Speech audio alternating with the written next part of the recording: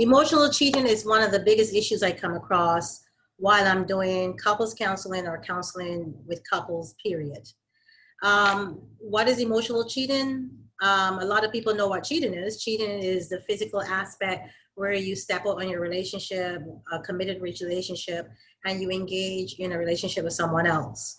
But most people are unaware that they're emotionally cheating because they don't think that, talking to someone else when they're in a committed relationship is a thing. It's like, I'm committed to you, I'm with you all the time. What's the big deal in talking to my friends or male friend or a person of the opposite sex? Because I'm with you. So as long as I'm with you, it doesn't matter. But emotional cheating is when you give place and time to somebody else that really should be going to your partner. A lot of times I've heard people come to me and say, you know what, I have best friends. I have a best friend outside of my marriage. I personally don't believe that you can have best friends outside your marriage unless those best friends are friends that both of you know or both of you are, aware of. So if you have new best friends, that's a problem. And truthfully, your best friend should be your partner, your husband, your wife, your significant other, the person you're engaged to. That should be your best friend, not somebody else outside of your relationship. So emotional cheating. I think emotional cheating has a lot to do with attention seeking, but it also has to do with filling in the gaps in your relationship. And those gaps are gaps that you don't want to address in the relationship. So because you choose not to address or confront them, then the emotional cheating becomes a thing. Think about this. You're upset with your partner, you resent them for something they did. That resentment builds and builds and builds. And if resentment is not addressed, what does resentment become? It becomes silent anger. And silent anger is like silent pneumonia. It will kill you. It just will. It's going to take you out. So the best thing to do is to address the issues as they happen in your relationship. But in relationships, especially committed relationships, most people get tired of addressing the issues because sometimes the issues are too much or the issues are too constant. But the moment communication is broken down in a relationship, that's the moment when there are problems. You're going to run into a lot of problems. And emotional cheating is one of those problems. People in relationships who can't talk to their partner would rather talk to a stranger, would rather talk to someone else other than their partner because they always feel judged. They always feel like, they don't have a voice, or they always feel as though they're being chastised. And I talk a lot about that during couples counseling. I always say, you know what? You don't want to be in parent mode when you're in a relationship. You never want to go to parent mode where you're treating the other person as a child. You always want to stay in the adult. You want to engage each other as adults. But emotional cheating happens because somebody feels as though they're not being heard, or they don't feel as though they're being respected, or they feel like they're not getting what they want. And what do we do as children when we don't get what we want? We find a way to get what we want, right?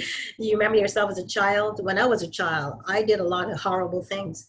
Please don't ever call Barbados and ask my aunts, they'll tell you the truth. But when I was a child, I did whatever I wanted to do. When I couldn't get what I wanted, I found a way to get it. It's nothing but sheer manipulation. So I manipulated my own circumstance and my own life to make sure that I got what I needed. And in a relationship, a lot of people do that. They manipulate situations and circumstances so that they can get the need that's lacking met.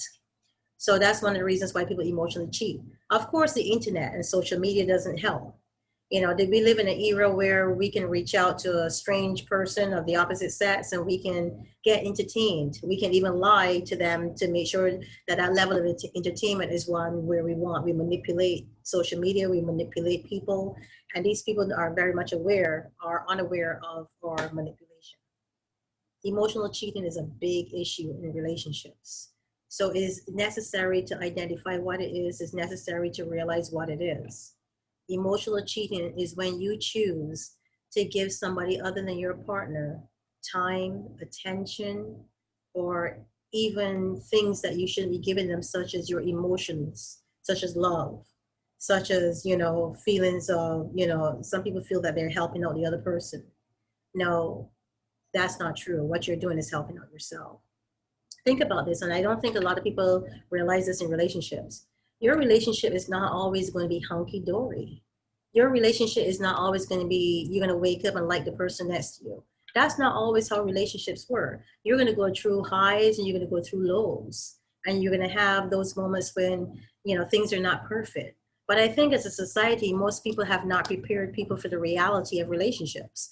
Television does a lot to make it seem like everything is fine and everything is going to be okay once you find the girl or a guy of your dreams and you marry that person, and that it's going to be life everlasting and happiness ever after. And I said this in other videos, happiness is a state of being.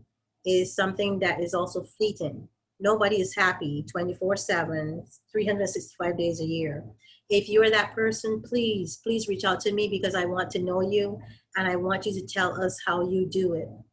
Happiness is something that can be fleeting. So while you have it, enjoy it.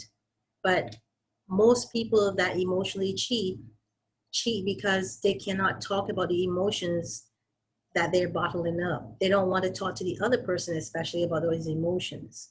So that's when it's necessary sometimes to reach out to a therapist, reach out to a life coach, reach out to a counselor, reach out to your mother and dad who's been married 60 years. Ask them, find somebody who can help you through this process and help you realize that if you don't talk about it, you cannot resolve it. You don't have to talk to a stranger of the person of the opposite sex. You don't have to go there and go on the internet surfing and looking for something to entertain you or something to make you feel whole or something to justify your manhood or your womanhood. What you need to do is realize that not only are you cheating on the other person emotionally, you're cheating on yourself. You're selling yourself short when you choose not to confront the issue, when you choose not to identify the issue and grow with your partner. You're literally cheating on yourself. And cheating on yourself will result in the relationship deteriorating. My name is Ingrid Felton. As always, thank you for coming by today and visiting my YouTube channel. Please subscribe to the videos, like the videos, tell your friends and other people about the videos, and also share the videos. And if you want to find me, if you want to find out more about me, please visit ingridfelton.com. Again, thank you and have a wonderful and great day. Remember, don't cheat on yourself. Share with your partner and, just tell the truth. Bye.